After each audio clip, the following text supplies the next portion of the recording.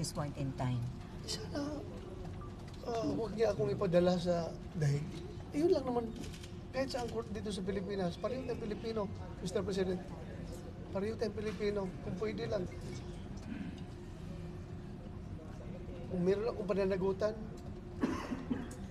panagutan ko dito sa ating local court, huwag doon sa Banyaga. Huwag doon.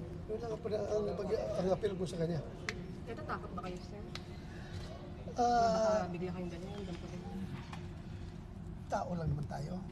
Hindi naman tayo, despite sa aking mga pinagdaanan, the more I am humanized sa lahat ng trials, lahat ng hardship na aking dinaanan, the more na humanize ako. So sir, ano comment nyo dun sa mga EJK na kinoconnect sa inyo? Allegedly kayo ang behind. Sir, sabi sa warrant po kasi may reasonable grounds daw to believe that you're involved in DDS. That's their point. May point naman din tayo. Ikaw ba, do you